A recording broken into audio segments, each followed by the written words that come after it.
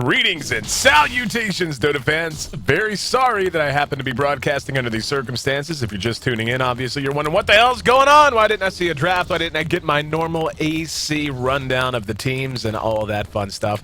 It's because my ISP for the second time in 3 days decided it was going to deuce itself. It was going to crap the bed, and it made me late for this broadcast. So I'm actually broadcasting from Dota TV here for game number 1 between Zenith and should have been first departure, I'm pretty sure.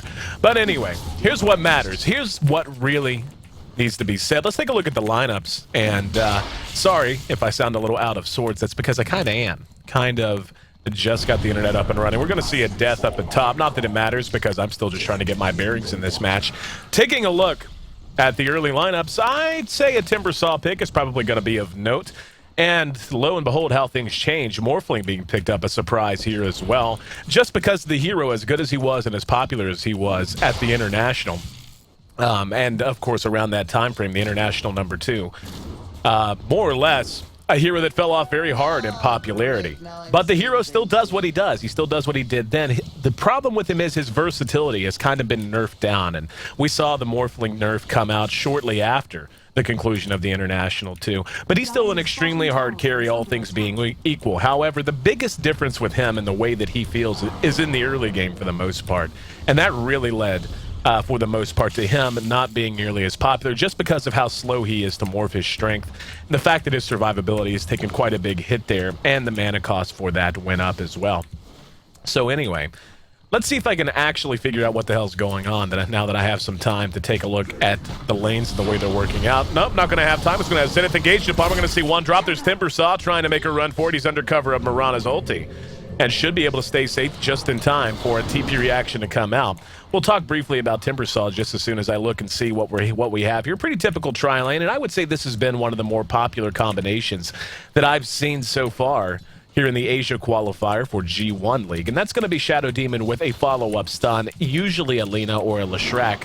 And this time, those two find their way into the defensive tri-lane guarding this Morphling as he tries to farm his way into relevance in the mid-game and in the late game. So no real surprise there. Zenith now beginning to apply a little bit of pressure, it would seem, as Mirana's made her way up, joining Rubik as well. Now that Timbersaw, I'm going to guess he most likely started in a long lane. And that's really not that surprising. The hero has some innate escapability with his chain, and he is innately tanky just to his armor passive. This is the first time I've ever actually broadcasted a Timbersaw, so a lot of fun for me to get a chance to see that hero in action. But what that hero really is what I would call a liability hero. He's the kind of hero that's kind of tough to bring down. Hold that thought. Magnus in trouble, going to be telekinesis, the cold snap to follow it up, and he'll be taking the hard road home. Sent back to the well, make it 3-1. Right now, favoring first departure. So first departure, off to a pretty good start, it would seem. And they've drafted, of course, that Morphling. And really, this is what he needs. Morphling is one of those heroes that, due to the fact that he doesn't really have the ability to fight nearly as confidently as he did back in his heyday around the International too. He needs a very active team around him, as well as a strong supporting cast to not only keep him free to farm, but to make some room for him. And Zenith, for the most part, trying to take him out of that, applying pressure where they can, ganking mid, and more or less Morphling just being 100% guarded by his teammates. Taking a look at how Magnus has done here against the Invoker. The Invoker pick worth mentioning as well. And hold on, we're going to have another engagement at top. Shadow Demon dodges the Light Striker ring, and dodges the damage, I should say. Light Striker ring follow-up. Morphling going to re-engage onto Mirana, and he should be able to make it away quite safely. They end up trading 1-for-1 there, Shadow Demon for the Timbersaw. But that Timbersaw, again, a hero that is kind of what I would label a liability hero. You want to bring him down, otherwise his ultimate, as well, his Whirling Blade, as well as just how the hero works, is going to muck things up in a team fight. But the problem with that is, if you focus a lot of damage on him, he's innately tanky due to his passive. So you want to bring him down, but you usually want to do it with burst. He stands up to physical damage quite well. And if you're unable to do that, he's just going to continue to cause problems for you in the majority of these team fights. So Zenith right now trails 2-4. Taking a look at the early CS, we can see Morphling's right where he wants to be. We're coming up on 12 minutes, and he's got 80 last hits, so make no mistake, Miracle is doing quite a good job getting himself off to the start he wants. And that's a liability. That's the kind of thing that if you see that and you're in Zenith's shoes, you can't afford to let slide. You have to recognize that and say, okay, we can't just play as passively as maybe we wanted to. We have to apply pressure in a lot of different ways. And, you know, keeping an eye on his item choice is going to be important as well. He's got 3,700 gold banked up right now. So he could go with just about anything he feels like. Don't really see the Ethereal Blade. When you do see a Morphling, which is, again, a rarity nowadays, but when you do, the Eth Blade build just really not as popular as it used to be. For the longest time, that shotgun build was kind of the core sort of a build on a Morphling. But due to his nerfs, you just don't see that anymore. Oh, it's going to connect. You're just scouting out on the jungle. Once again, very sorry for my tardiness here today. The ISP will be hearing much about it, believe me. Hope you guys are enjoying the show, however many happen to be here. I kind of rushed. Hopefully everything's working well. And we're going to have Morphling caught out with an arrow from Mirana. She's going to use Starfall, and Lena's there, but he's able to morph himself back into decent shape, so no real worries there. Invoker has opted to go with an X-Sword build, so he'll be looking to do a lot of right-click damage. Don't really mind that, given they have a number of ways to start a fight. Hold on, Timbersaw showing his face here in mid. Doing what he can, using Chakram to scare his opponents away. Up atop, Darkseer has been off to a great start as well. He's on his way to his mech, and it's basically done right now. Yep, he's got his buckler complete, so he's not too terribly far away. About 500 gold, give or take. And Invoker not quite able to connect, but he is able to track down Magnus using the Forged Spirit. So Invoker getting the most of his entire skill set. Missed with the Sunstrike, but able to connect with the right-click damage from those. And I'll tell you, that is something that's so easy. Wonderfully timed arrow. Going to buy just enough time for the No! Morphling! Able to deny it. Just comes out of the stun on time.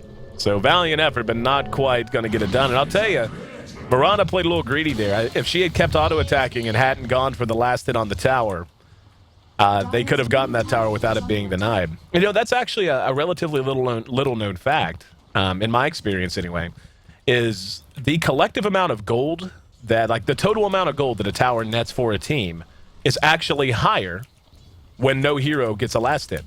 Whenever just the creep brings it down. It's not by much. It's by like 100 gold or somewhere in there.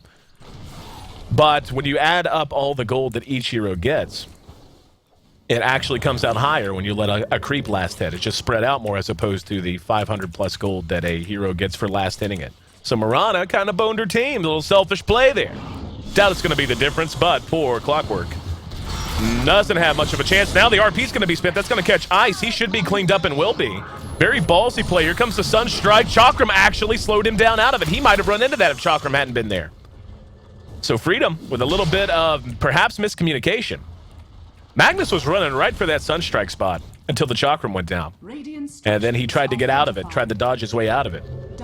So maybe costing the Invoker the kill there.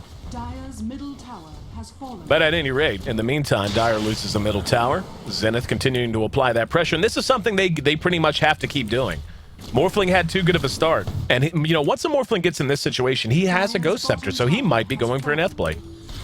That would be fun to see. A nice flashback in terms... Oops. Shop. Nice flashback in terms of build.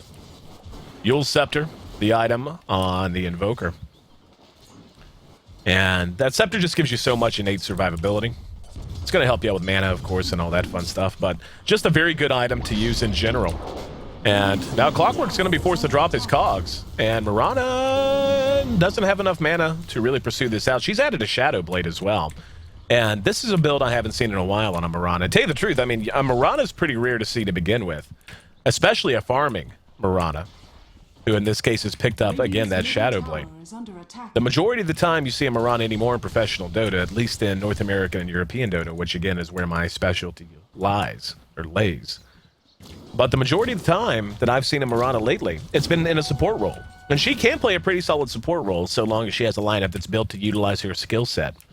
Her ultimate, utterly fantastic, Moonlight Shadow. Basically, a free, more effective smoke gank. And if you have a lineup that's built on the idea of early aggression, that plus her arrow allows her to just start fights in just about any situation she damn well pleases. But, I mean, she is an agility hero, and it's often overlooked just how much damage she can do. I mean, she has a decent range, she has a great attack animation early on, so she usually has no problem farming when she does find herself in that role. But we'll see how it's going to develop. In terms of pure late-game carry potential, obviously, First Departure has the edge there because of the Morphling. And going with the Ethblade build, a nice, again, blast from the past. That's the kind of thing where you can go Ethblade into a Manta, you can go Ethblade into a BKB, or Ethblade even into a Scotty, if you feel confident enough to do so.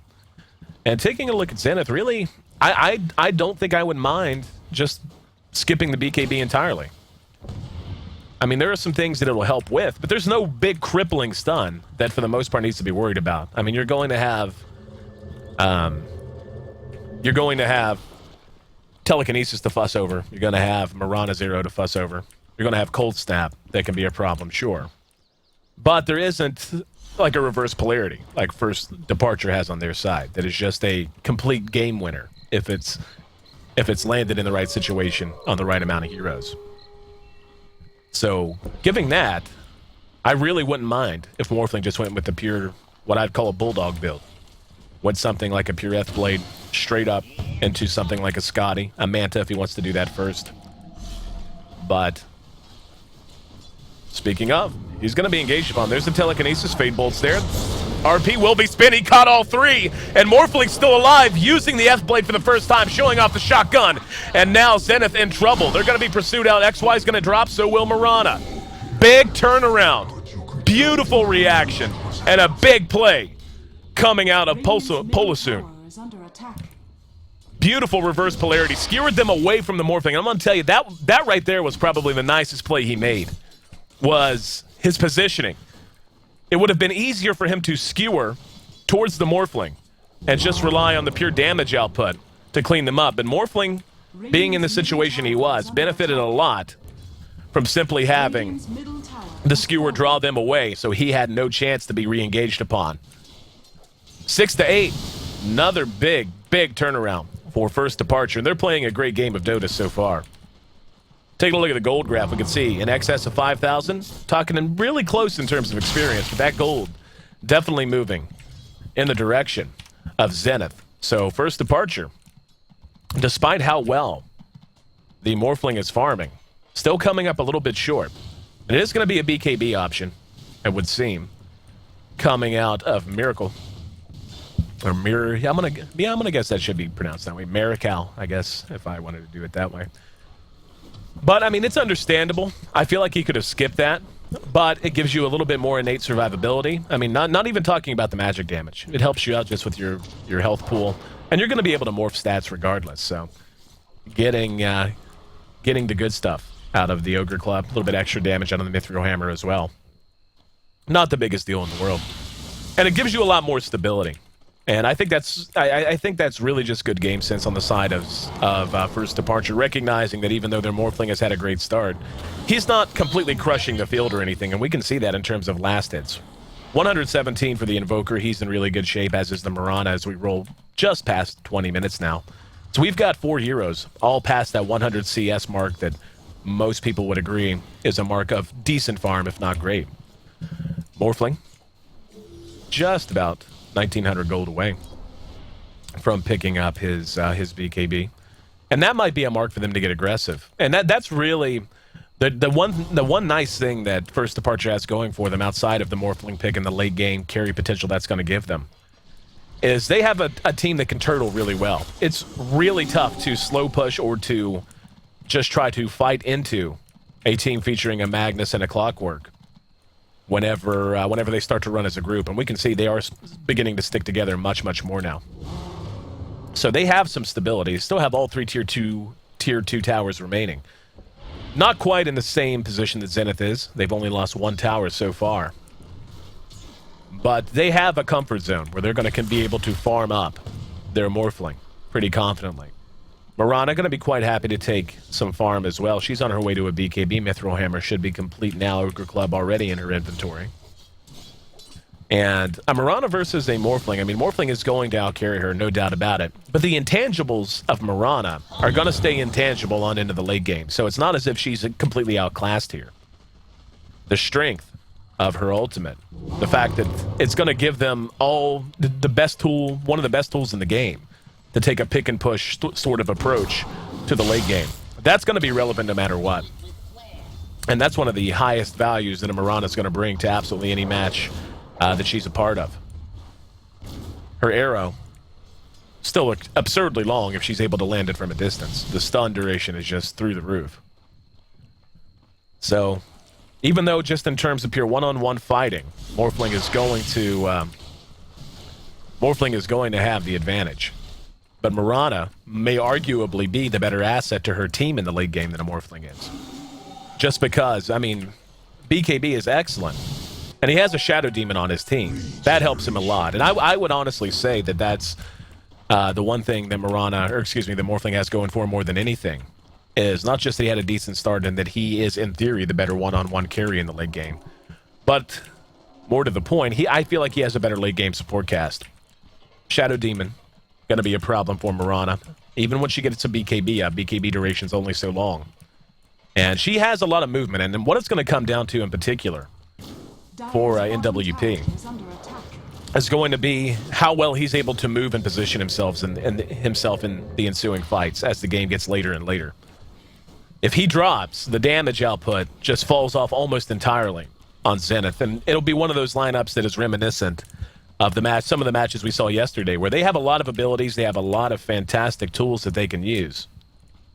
But the Darkseer, Vacuum Wall is excellent. Invoker, having gone X-Sword, is going to have some right-click, though he is honestly building more of a mobility and survivability-oriented approach than he is anything else. Going X-Sword, then picking up the Blink Dagger and the Yule Scepter. He's going to be tough to track down. He's going to be able to get off most of his spells in almost every situation. And seeing this kind of a build out of him, if he eventually wants to go Scepter, that wouldn't surprise me. He may end up going something like a Scythe of Ice, though, just to try and account for the Morphling. Both, I feel like, are going to be acceptable. But, normally I would say, Scepter's always on the table as an option. But for the most part, Scythe of Ice is going to be a more popular choice for most Invoker players. But given he has gone so much mobility, he's going to be wanting to use that time that those items buy him in these fights as optimally as he can, get off his full skill set as he continues to level up. As of right now, we're 24 minutes in, making 14 kills on the board. And relatively quiet period of downtime, and both teams quite happy to farm, I think, recognizing the relative merits that each squad has going for them. Morphling sitting at 177, still not completely outclassing the Mirana, and that's worth mentioning. I mean, once Morphling gets rolling, gets one good item up like an F-Blade, usually he can just flash farm like hell, and his mobility's just through the roof because of Replicate. Hold on, we got a battle down here. We're going to see one drop. That's going to be Magnus getting a kill. And first departure, able to get a pick on Mirana. That's very important for them. Was just talking about how Mirana had not allowed the Morphling to completely outclass her, but now down for 40 seconds. That's time she's not going to spend farming, time when Zenith cannot feel nearly as confident on the map as they did before. Still keeping an eye on Invoker. Want to see what item he wants to pick up here. Magnus still sitting on his Blink Dagger. Magnus got a crap ton of gold, though, man. He is sitting on 3,200 gold. He could just flat out buy a set of drums and still have plenty enough left over for buyback if he wants to do that. In the meantime, XY on his way to a pipe. He's got a Hood of Defiance up. Got to give him that innately tanky survivability. And that's, again, something worth mentioning. There's a decent amount of spam damage that First Departure can throw out in any fight, especially at this stage, still very early on at 25 minutes. To say, not even talking about Laguna Blade, but just Dragon Slave, Shockwave, Waveform, and Rocket Flare. Those abilities all chained together. If you take all those in the face, you're going to lose a lot of health if you don't have a BKB. Speaking of BKB, NWP has picked one up, so survivability ready to roll there. BKB also done on the Morphling. Now the question becomes for Morphling, what are you going to go with? Hang on, here we go. Mirana's got her eye on a target. There's the arrow. That's going to connect. Sunstrike's going to be there, but it's going to be late. NWP locked down. Dust goes off. BKB's activated. Timbersaw's there using the chain. Now, FT being pursued. Here comes the Rock. Rock going to do good damage. Magnus forced to skewer away. Takes a little bit of extra auto attack damage. Now the re-engagement possibly on the way. Yep, here we go. Hook's going to connect. That's going to catch XY. XY, no. Telekinesis there to bail him out right into the chakram. FD in trouble. Morphling vacuumed into it and into the wall. He has to run. He's down below half health. Cogs are going to go down. FD's the target. The Morphling illusion chasing him out. Replicate ready to go if he has to use it. He's already got 41 seconds to get back to base. He's TP'd away. He may come back and try to fight this out. A fight that escalated very quickly. We saw Mirana just going for an easy kill, hoping to work in conjunction with the Sunstrike from the Invoker. Speaking of Sunstrike, not going to connect. Beck's going to be used to get everyone back into fighting shape. 20 seconds if Morphling wants to replicate back. Didn't even see where his replicate went, actually. It's actually in mid. So, 27 minutes, first departure. Maintains their lead in terms of kills. The gold, though, and the experience, both still favoring Zenith. So, even though these fights breaking even or going first departure's way, at least in small ways, the overall play, farm and map control, still remaining in Zenith's control. First departure, now looking as if they want to threaten this tier 1 bottom. We're going to hear Mirana pop her ult one more time. And again, this is what I was talking about. This is never going to be bad. Magnus going to be Yules. Here comes the Sunstrike and the Rock. Down he goes. Didn't even really touch on that. The fact that he's using Yules the way he is, which is to set up Sunstrikes and Chaos Meteor. Pretty tough to dodge those abilities whenever you're up in the air and can't move. So he's making it work for him in a big, big way. And we just saw when he is able to isolate a target and get that off, aside from his own survivability, and the cooldown on Yules is so low. And normally we wouldn't see the Dota TV chat, but yes, TCVS, whoever you are, Ayesee is telling you your comment is on the money. This Invoker is legit. He is going to be going for a Scythe of Ice, it would seem, as he's added an Ultimate Orb now to his inventory. But again, the team of First Departure, very tough to engage into. Very, very tough to engage into. Freedom tosses out the Chakram. Up, he's going to be caught with a hook. Showed himself, now the cogs are down. He's going to be able to chain his way out. And making a run for it now. TP reaction's going to be there. He is able to put a little ground between him. There's the blink, though. Magnus is there. RP spent. He got an extra prize. Freedom's going to be cleaned up. Skewers XY. Down go the cogs, though. Good vacuum brings everyone inside. XY will end up being cleaned up. Bought some time with his mech, but there's time for his team to react. No movement, though, heading in that direction. Zenith just kind of let that go. Thought we might see them maybe try to follow that up, and not going to be the case. 11-9. And the Morphling is off the board as well. Didn't even see what happened to him. Taking a look at the kills, death, and assists, we can see 5, 3, and 3 is actually tops on the board. That's going to be for Magnus, who has additionally added a BKB to his inventory. So he's looking to do damage. He's not looking to just be a stun machine. Not looking to rely entirely on Shockwave, but looking to do damage in his own right, looking to stay alive in these fights and contribute more. Was wondering what he was going to pick up. He had a ton of gold, just spent it all on that BKB. But taking a look at the net worth tab, we can see Morphling is on top. However, 2 of the top 3 both belong to Zenith. Mirana and Invoker both keeping that gap pretty low. And you know, it's great to have a Magnus that's well farmed. But at this point, I mean, I guess there really isn't anyone else on their side or on their squad who they'd want to have the majority of the farm outside of the Morphling.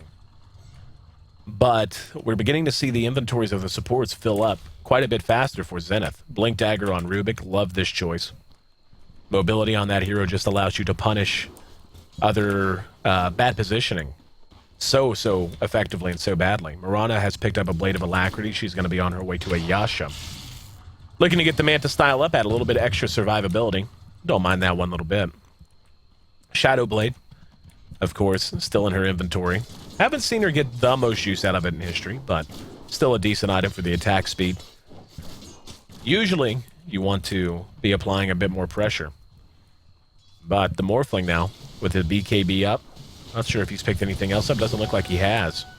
BKB, F-Blade, etc. His next item choice, going to be very important. Oh, NWP. Oh, the leap. And the RP to follow it up. There's the skewer back. There's the hook. Not even needed, though. Very effectively executed by Polusan, who's played a very solid Magnus so far. Mirana's down for 50 seconds. Morphling has all that room to farm now. And we're going to see Zenith go ahead and begin applying pressure to the tier 2 bot, and they should get this basically for free, and they will. Last hit by the Invoker. All this time, though, it's just more farm for Miracle, and TP will be there. It's going to be the Invoker. He's got help as well. That's going to be Ice. And let's see if they're able to catch him. Here we go. Shows his face. There's a replicate, though.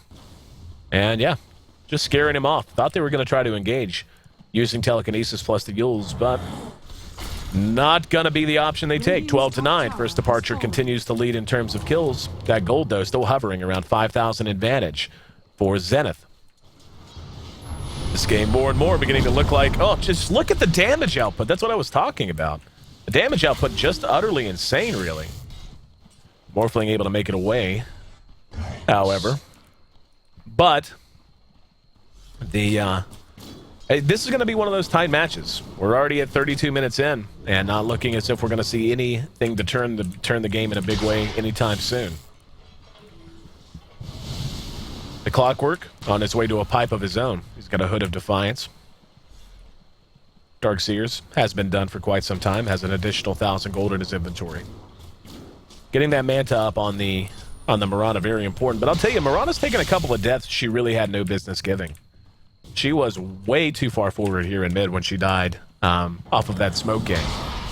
And that's allowing Morphling to begin to open a gap a little bit bigger and a little bit bigger. She's going to have to overcome the fact that she's just not as innately as good a one-on-one carry in the late game anyway. So giving Morphling even more room to breathe, not something that they're going to want to continue to do. Scythe of Ice, now complete on the Invoker. Very important item for them, just for isolating that Morphling. And that's kind of the problem, really, that First Departure has, is once you get into the late game, so much of what they do is going to be predicated on keeping that Morphling alive, keeping him in good position. And to be honest, it's a situation where First Departure later on might not even feel comfortable taking a full 5-on-5 team fight unless they just have the perfect RP. And unless they can just use the shotgun to blow one support up before the fight really gets underway. Like, that's what I don't want to fight. Zenith has a team, really, it should be able to deal with that quite well, though. Surge from the Darkseer will be able to get people out of trouble. Mirana's ulting, allowing them to go invis at any given moment. That'll help her bail out teammates who are maybe caught out of position. Invoker, with Cold Snap, able to interrupt any chain of initiation. And this is going to be a fun game to watch as we come down the stretch. Roshan, to my knowledge, unless he was taken before I joined into the game, has not dropped yet. Freedom, looks like he's on his way. Well, we'll see what he's going to build, actually. Could be a Bloodstone. But, for the moment, both teams quite content to just hover around their respective sides of the map. Very passive last few minutes of Dota. I mean, we've seen some small engagements, but for the most part, both teams not really willing to commit to anything. Not seeing a whole lot of activity as they try to farm up their carries. The Mirana's completed the Yasha, now looking for that ultimate orb on her way to a Manta style, one can only imagine. Morphling up to 3,800 gold. And he's going to be disrupted as he's spotted out here. Oh, never mind, not spotted out. Disrupted as he is joined, I should say, by his teammate. We'll see what they want to do with that. Just probably continue to farm up very quickly. But yeah, just all in on Morphling's late game potential. We're going to have an Invis rune taken by Mirana.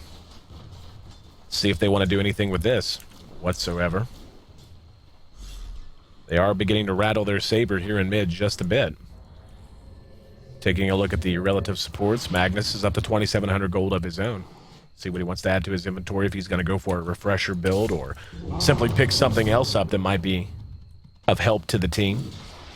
Could pick something up like a Vlad's that would help not just himself, but the team as a whole.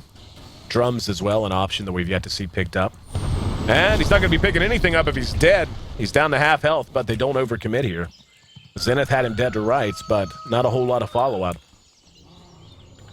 as they knew that the TP reactions could be very, very quick. Back to the gold. First Departure is making up a little bit of ground in that department. The experience is heading back towards the 0 line as well, and that's just the Morphling factor kicking in. Between his mobility from Replicate, having the Shadow Demon to disrupt him, and so on and so forth. he's going to be able to farm so much more quickly. And we can see Mirana beginning to get left behind a little bit now. She's more than 3,000 gold behind when it was as close as 1,500 just minutes ago. Still not a whole lot of activity really to report on. Just trying to get a grasp on where the heroes are going with their items. Clockwork with the pipe now done on his own. 3,000 gold still remains in the inventory for our Magnus. Could one-shot buy. Hell, I mean, in a little while, could just about one-shot buy a Vlad and a drum if you wanted to do that. Lena, going to be picking up a 4-staff, adding a little bit of mobility to her own repertoire. Enough gold now for the ultimate orb. We'll see if that's going to be the choice for our Mirana. Hanging out just for the moment. Radiant's bottom tower. I'll tell you what, this is definitely a flashback to Dota 6 to 8 months ago. I don't think I've seen a game be this passive for this long, between 30 and 40 minutes, in months. Very little going on. Just everyone looking for their farm. Morphling has picked up his first ultimate orb. We'll see if that's going to be on the way to a Scotty, or Lincoln's. Could be a Lincoln's as well. Magnus, in the meantime, is able to finally bring down a tower that had been standing with very little health for quite some time, and Zenith may go ahead and try to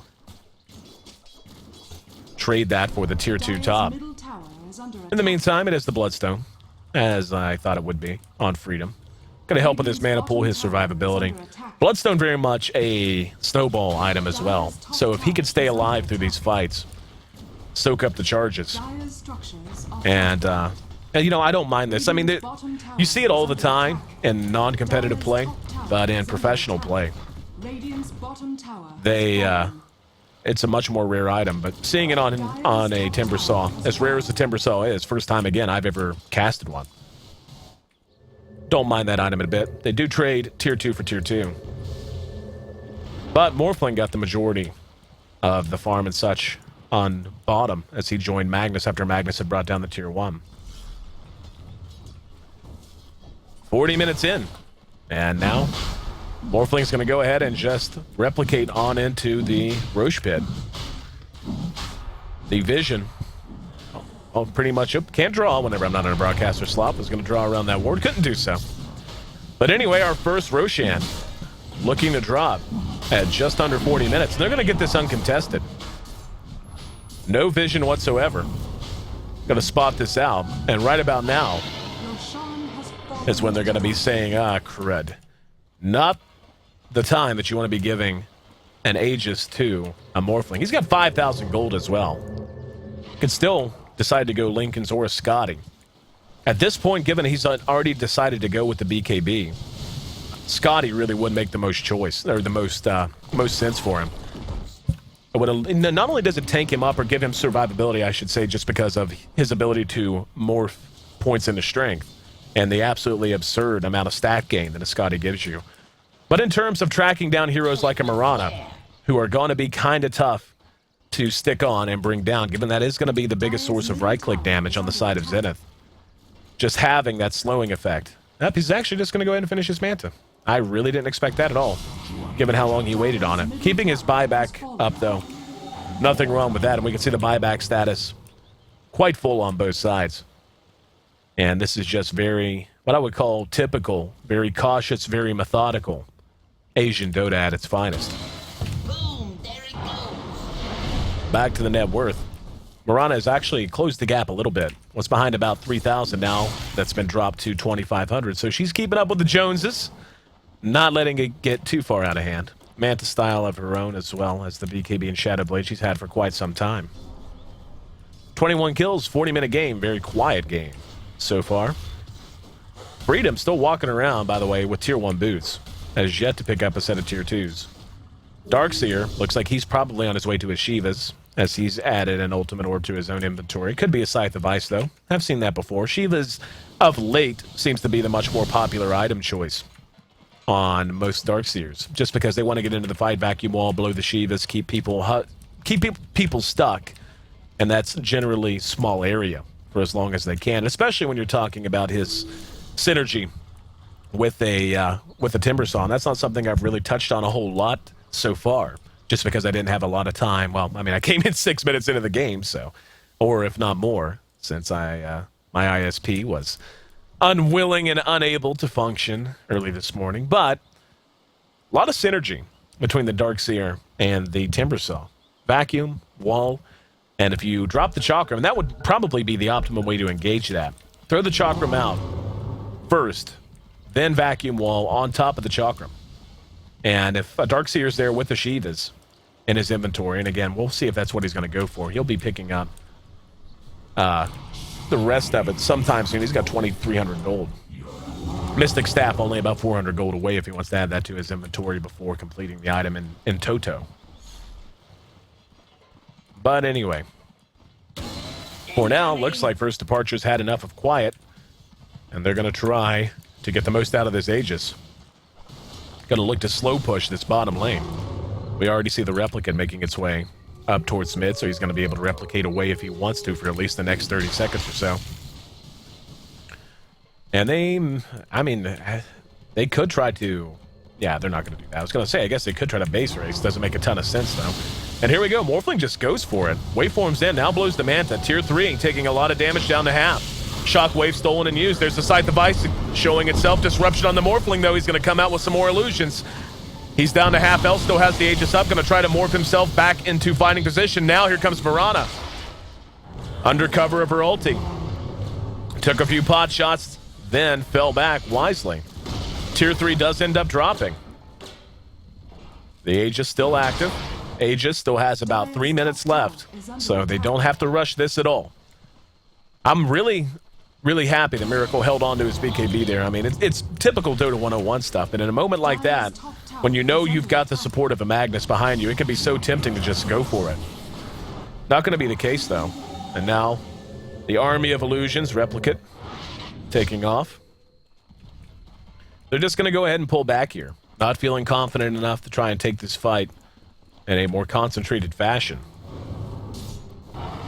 And Morphling has another 5,200 gold in his inventory. I mean, the guy is farming absurdly high. He's beginning to really open that gap up again. And we'll see what he wants to pick up. Again, coming back to the Scotty or to the Lincoln Sphere. Either one would work quite well. There's another Ultimate Orb. And yeah, we'll wait to see what it's going to be. Manta style in conjunction with Disruption, not to mention Replicate. The guy is going to have a lot of illusions anytime he wants them. Which makes a lot of sense. I mean, the teamfight potential was there on both sides, but as mentioned, Mirana already is going to come up short in the pure who outcarries who debate. So why not go ahead and take that advantage and multiply it quite literally? And now beginning to threaten at bottom once again. A lot of smoke, a lot of dust on the way, and makes a ton of sense given the big X factor is going to be in a lot of ways Mirana's ulti if they decide to try and engage out of the base. Right now, though, it looks like they're going to be stuck here for quite some time. Mirana, 3,300 gold in the bank. She's going to have buyback. There's an arrow that connects on Morphling. They may follow this up, doing some damage, but not overcommitting. Chakram goes down, but no other follow-up. His Replicant just doing what it can. And here comes Morphling. He's going to go ahead and use the F-Blade. Now he's going to back out following that. Just looking to whittle them down as much as they can. Pipes pop, so they look fairly committed to pushing up here. There goes the Chakram again. Arrow's going to be dodged. Morphling still has his Aegis for another minute or two. Now pops the Manta. Glyph going to be used as well. There's a vacuum. Unable to do much with it, though.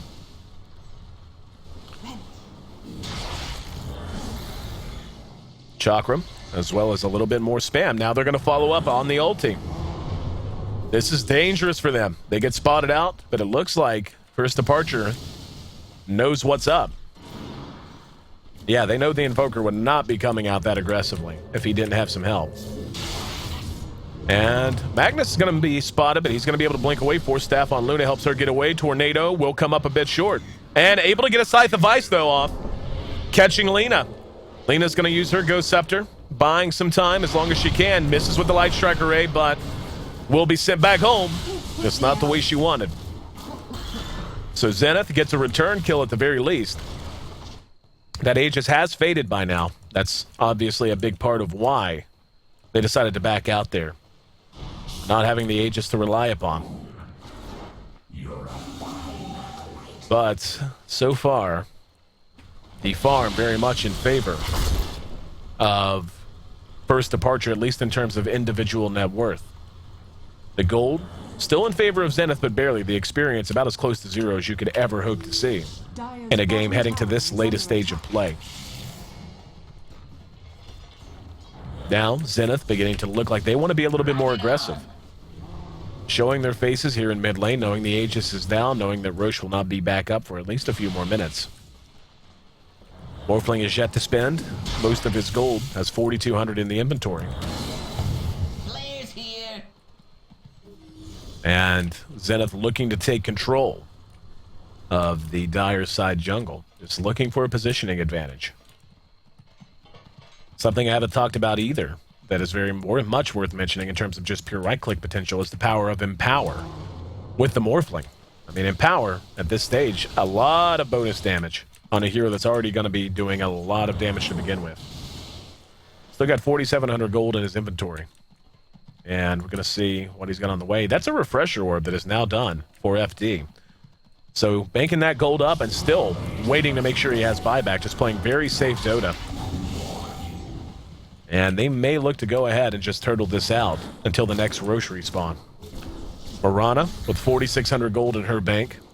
Saving for buyback, obviously. Hoping to get another big item up sometime soon. Morphling now at about 3,500 gold advantage.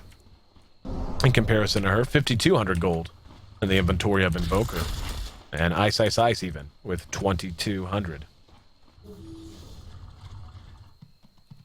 Very, very passive game of Dota.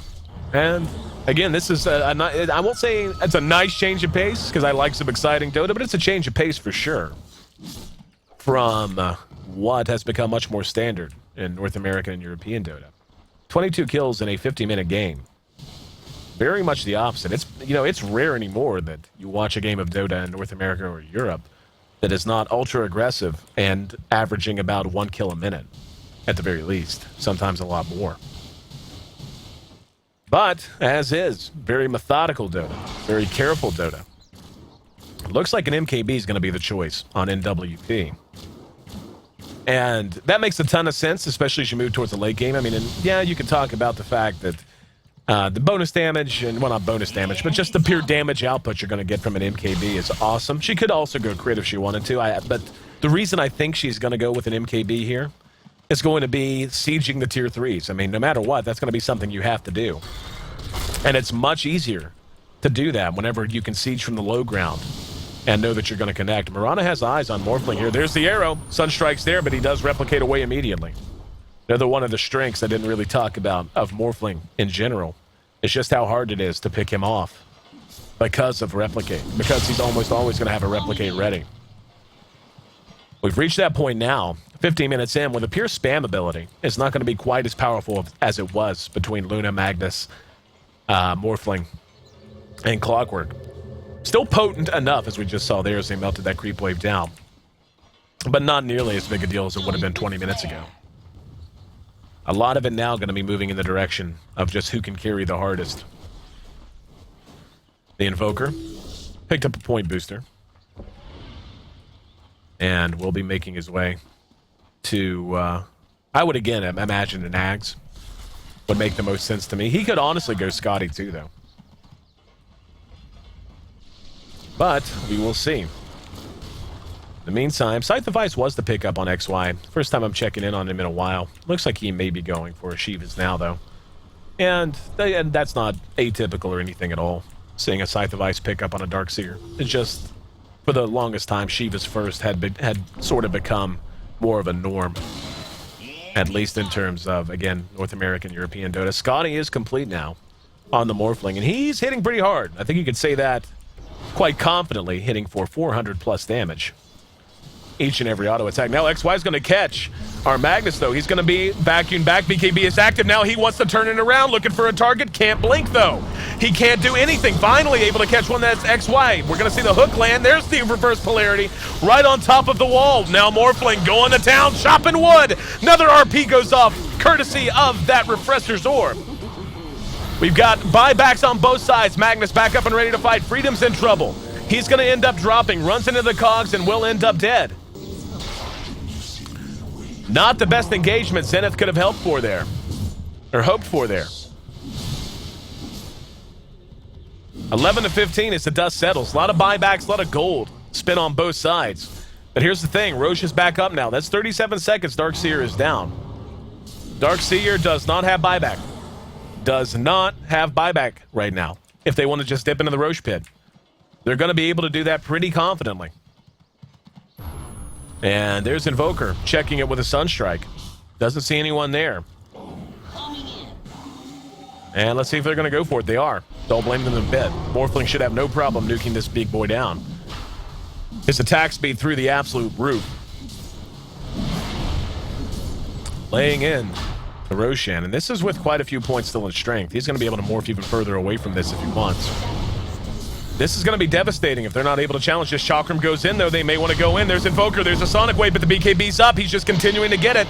Aegis going to be picked up by him now. Are they going to stick around? There's a waveform out. He's going to spot our Invoker. Yule's going to be used to keep him alive. BKB's active on both him and Magnus. Invoker going to QQ walk his way to safety for the moment. Shockwave's there, but unable to clean it up. The fight really spread out as Zenith wanted to challenge that, but really couldn't do so effectively. Ice going to be spotted out. There's the shotgun. The adaptive strike doing a lot of damage. Shockwave gonna be off the mark. He will be able to TP away before the rockets do connect. 2,800 gold now on Magnus. We'll see what direction he wants to go with his next item. Shiva's has been picked up on our Clockwork. Clockwork and Darkseer are basically mirroring each other for the most part. What's separating them though is one Scythe of Ice.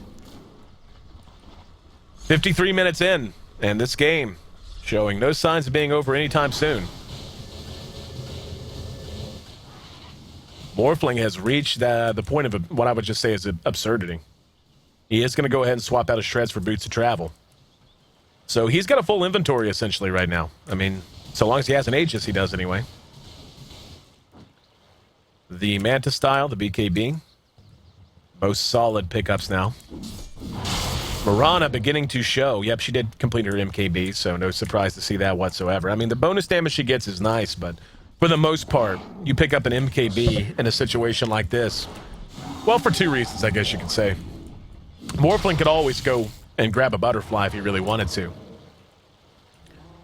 He could just sell off the Manta style or the BKB and go with a butterfly, so it would help if that were the case. Usually that's not what you're going to worry about.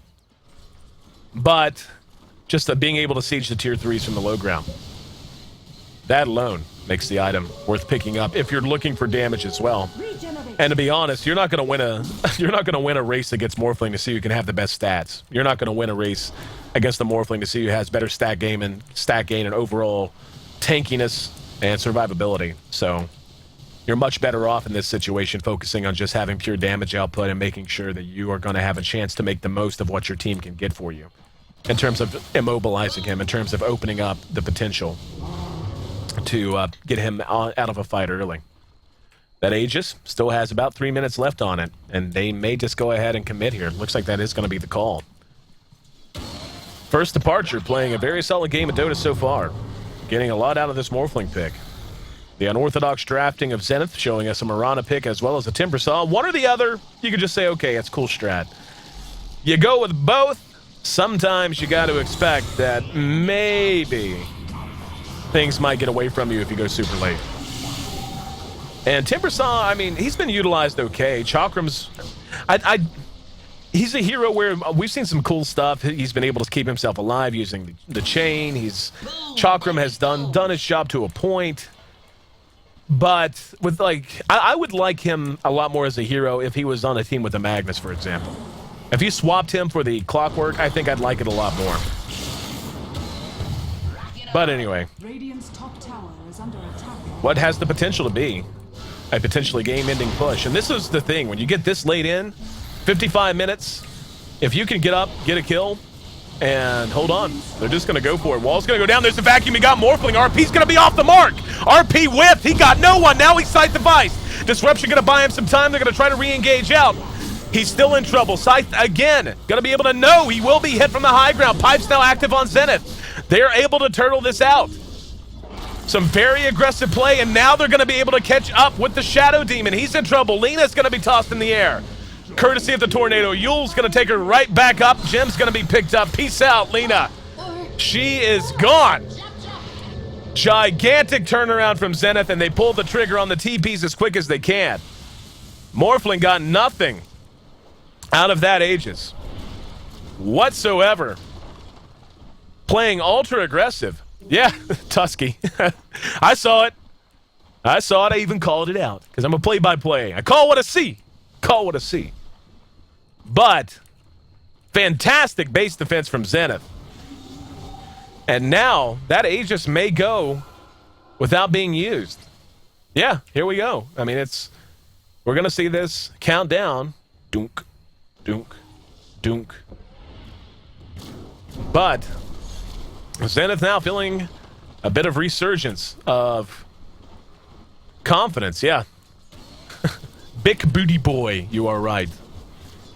He whiffed on the RP entirely, and that hurt them a ton. Magnus still down for 10 seconds. Taking a look at the buyback status, everyone but Clockwork and the Timber Saw.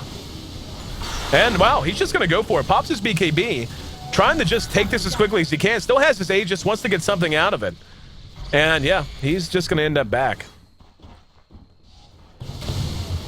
Got nothing out of that.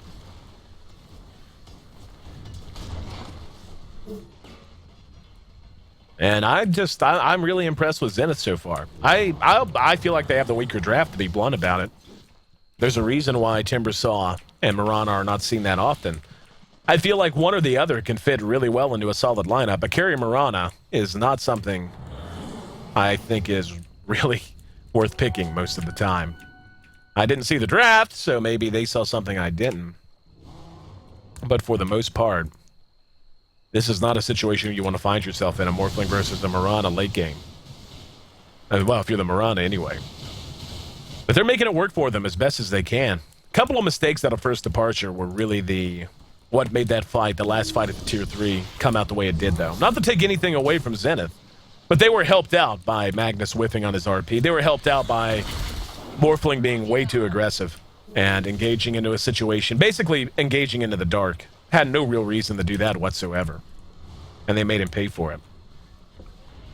And now looking like they want to go ahead and push top. They've got most of the squad there ready to rip.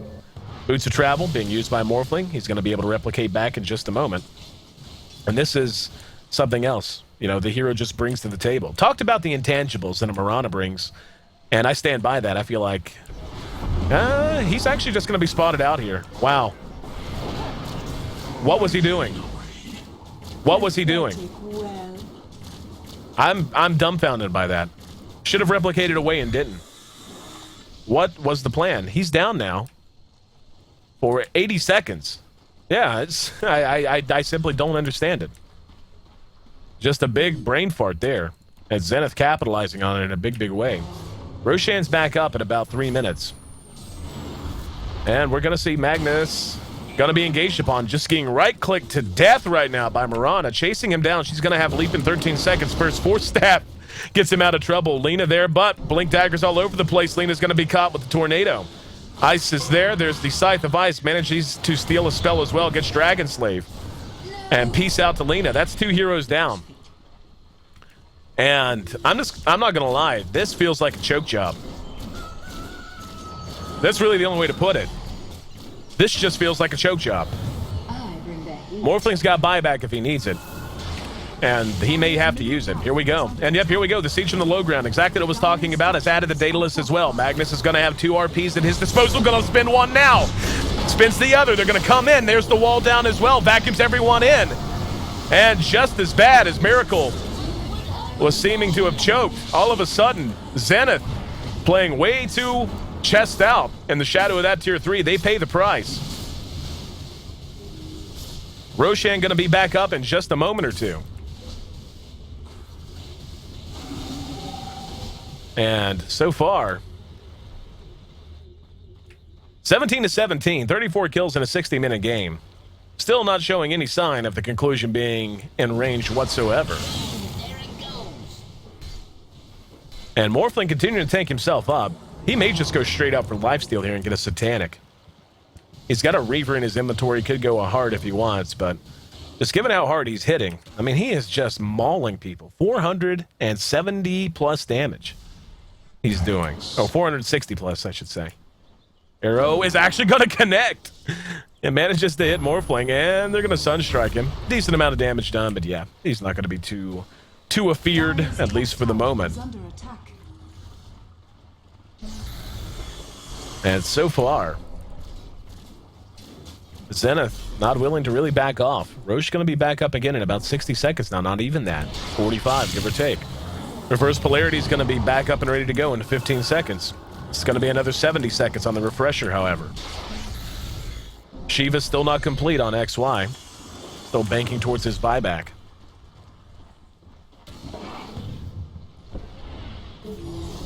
And neither team, I mean, and justifiably so. Both teams overcommitted once in the last 10 minutes, and both teams paid a heavy price for it. Zenith grouped up way too much. Like, I don't know how they allowed themselves to be 3-man RP'd sitting at the foot of the steps, pushing into the tier 3. That just made no sense to me. But still a lot of Dota left to be played by all accounts. 4,500 gold right now in the inventory of Magnus. I mean, the amount of gold that everyone just has hanging out. He actually went with a heart instead of lifesteal. I don't hate that a bit out of him. I mean, it makes sense. But thought for sure lifesteal would be the choice. Especially given that it does help out with armor a little bit too. Not going to be the case though. Timbersaw's added a Scythe of Ice of his own to his inventory. Ice, still pretty naked. Marana has pretty much hit full inventory right now. She can swap out her treads for some bots, but other than that, not a whole lot left for her to do. MKB, Daedalus, she's hitting extremely hard. Not quite as hard as the Morphling, but extremely hard nonetheless. With flare. Hitting for 380 damage plus a shot. Morphling, when he's fully morphed, does okay damage. Does okay damage. Say that. Just continuing to farm his way up, though. Just what are you hiding? And now, both teams have retreated. Weakened drawing the battle line. Roche is back up. One would think this would be the next major point of contention, given it is a cheese Roshan. Boom, there it goes. They're going to smoke up. Here we go. Moving together. It wouldn't surprise me a bit to see Zenith do the same thing using Mirana's ulti. Shadow Walk. So far, playing very passively, very cautiously. Trying to find themselves in the right situation. They do have a gem, so not super scared of Mirana's ulti at this stage. Moving now to the Radiant side jungle. Zenith going to double back across mid lane. And we may just see them try to bait this out. This is a very common tactic, very effective, very simple, but also very easy to anticipate. You see a Morphling playing way too far forward like this. I mean, yeah, he has Replicate, and a lot of times that can be enough of a thing, something to make you go, well, he's just playing that aggressive because of that. But very often, if you see a carry like this just playing way too far forward at this stage of the game, you can bet that there's going to be a team hanging out. They are going to be spotted there by the illusions of Mirana, so not going to be getting the drop on anyone. They may double back here and try to Roshan. Roche again is back up, has been for quite some time. A Forge Spirit's going to be there, and they're going to spot out what's going on. Zenith going to be in position to challenge this. They got to get there quick, though. Morphling is hitting very hard. Roche at about 3/4 health. Can they get there soon enough? Here comes the Sunstrike. They know what's going on, and they're actually going to back out. I'm a little surprised. I think they would have had a chance to clean that Roshan up if they had hung around. Tornado and Arrow both spent. Now they're going to go back in. Here's Mirana's ulti. Going to be Timbersaw leading the charge and the waveform back out. Chakram thrown to the high ground. And Mirana's ulti still has everyone invisible.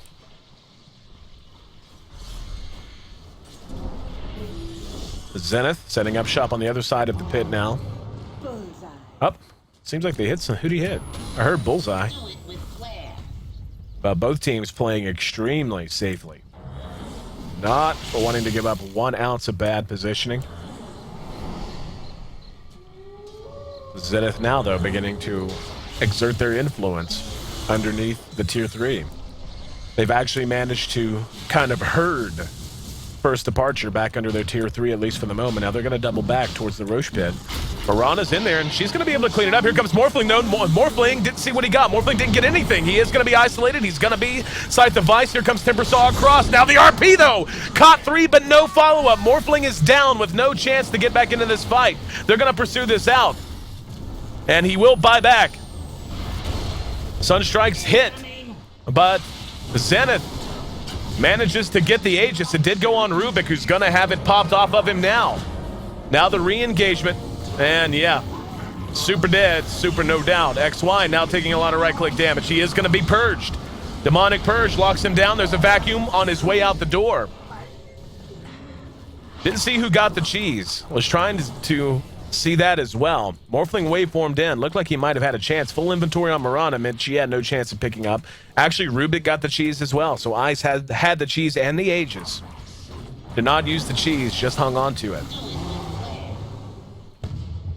Buybacks aplenty on both sides.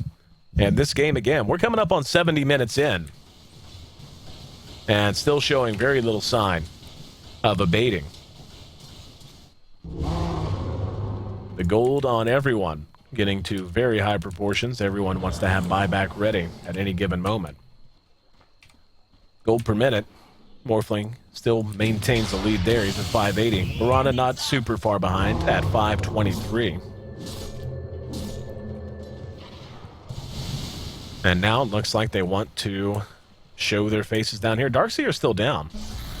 And he does have buyback. At the very least, going to try to make him spend it, I would imagine.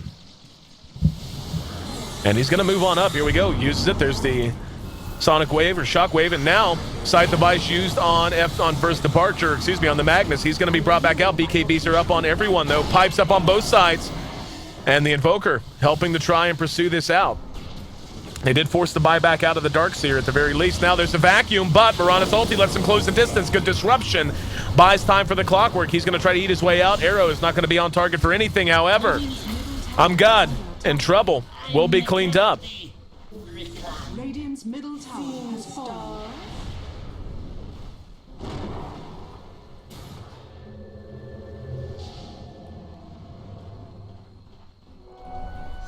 So far, Zenith continues to hold the line. Looking to pursue this Morphling out. Morphling's got a full inventory. I mean, unless he wants to sell something he already has, not a whole lot more he can do. The Shiva's still delayed on the Darkseer for the moment. We got 39 kills in a 70-minute game. And a return to the old days of Morphling. Now stretching his muscles and flash farming quite a bit.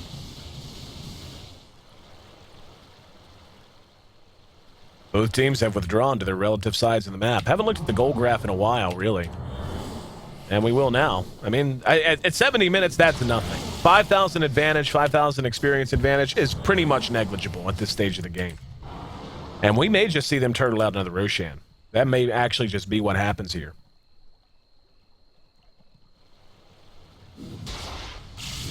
Not a whole lot more to talk about, to be blunt. I mean, outside of the items that the supports are going to add. I mean, we've kind of touched on the carries about as much as we can. Our Invoker, with an absolute trust fund, banked up 7,000 gold. And at this point, let's see, what did he pick up? Pick something up. Perseverance. So maybe on his way to a Lincoln's, perhaps. XY will be spotted out. And this is one of the tighter games of Dota, one of the more passive, elongated games of Dota I've broadcasted since way before the International. Nice throwback if you like this style of Dota. Well over an hour into this game. A game I was late to arrive to because my ISP decided to go out once again. But a game well worth showing up for. I'm certainly enjoying it. Here we go. Under cover of Shadow Blade, Morphling will be spotted. And there, he's going to be Scythe of Ice, and this could be bad. He's not going to be able to replicate. He's not going to be able to replicate. He's stuck. He can't go anywhere. They're going to have to fight this out. Cogs go down. They're laying into the Morphling, trying to bring him down as quickly as they can. Chakram goes out, as does the Shivas. Now the Arpedo got everybody. He hit everyone, and he got him twice. They're going to be able to clean this up. What a gigantic play out of the Magnus. Good vacuum into the wall means the fight's not quite over. But Zenith caught out by everyone. Now the buybacks coming out on both sides. The clockwork will be cleaned up. Zenith able to turn this around mostly because of the vacuum wall coming out of XY. And now the retreat, he will be able to make it, just barely. Oh, what a play. And Morphling actually dies bottom. Oh, what? Morphling, okay, he does have buyback. I didn't know if he would or not. Oh my goodness. The perfect timing on Zenith engaging into Morphling forced that fight to take place. Morphling unable to replicate away, so they had to engage, and Magnus landing the best 2 reverse polarities of his life. Granted, a second's a lot easier to land.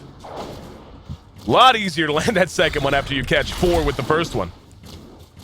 But the turnaround on behalf of this guy right here, vacuum wall combination, gets him a triple kill, and now they're going to go ahead and lay into this tier 3. Can they outdamage the backdoor protection? Nope, not with Cliff up, they can't. So buyback is forced on the clockwork. Morphling still has his if he wants to use it. Doesn't look like he's going to worry about it. Laguna Blade, now the Scythe of Ice, though. Down goes the Chakram. There's a hook. He's going to catch Mirana. Mirana able to leap away into the high ground. Caught a little bit of the mech on the way out of the door as well. And he will be able to make it away. The Centaur was there banging on him. But the Mirana in WP able to make it back to safety once again. 22-24. In an insane game of Dota. 73 minutes. And still no sign of this game reaching a conclusion anytime soon. Morphling's back up, and very important that Morphling did not spend buyback here. He managed to just wait it out. Died in a pretty silly manner, if we're to be completely honest. Just got caught out with his hand in the cookie jar in bottom lane.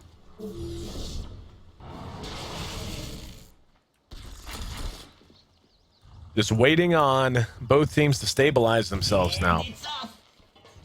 Taking a look back at the buyback status. No buyback status on Mirana for a couple of minutes. Rose should be back up in a couple of minutes as well, so she will have that just in time for that. I just want to say that NWP has done a fantastic job of keeping up with Morphling in terms of farm and not allowing him to just snowball out of control in this game. He's had a full inventory forever and still has 7,000 gold. And I'm actually anxious to see what he's going to do. I mean, you can't rebuy BKB at this point. They changed that quite some time ago, so it's not like he can spend gold getting back to 10 seconds on his BKB. BKB down to 5 seconds now. That might be something he considers selling at this stage. Not a guarantee, but something he may consider selling. The Manta style has been a very good use so far. Don't think he'd get rid of that. Ghost Scepter now up on our Magnus, along with a Ghost Scepter on the Lina, as we've already seen a couple of times. Shadow Demon has one of his own. Those supports getting harder and harder to kill. Still waiting to see when Invoker wants to buy for himself. We'll have to wait and see. XY's actually gone with an Ags, and given how effective a deterrent vacuum wall is at this stage of the game, catching that Morphling and just letting Morphling's illusions blow up the entire other team is certainly worthwhile. So I don't mind that at all. Opting not to finish his Shivas and finish the Ags in one shot instead. And both teams still taking their sweet time. They may just wait out another Roche. Gonna be up to 80 minutes very, very soon here. And game 1 of this best of 3 between Zenith and First Departure. Roche should be back up in 60 seconds. It has begun the 60-second countdown now. Mirana sitting on a trust fund of her own now. She's got 7,000. She may as well consider selling that BKB. Not a guarantee, but it could happen. 5-second magic immunity, still quite a bit. But for now, First Departure beginning to show their faces in bottom. That's 3 heroes. They've got 2 trailing behind. I'm a little surprised, to be completely honest, that Mirana has not been using her ulti more. Not to say it has been completely underutilized. It hasn't. But I feel like they could have applied a bit more pressure using it if they really wanted to. Now, though, Zenith playing quite a ways back. Roshan is back up.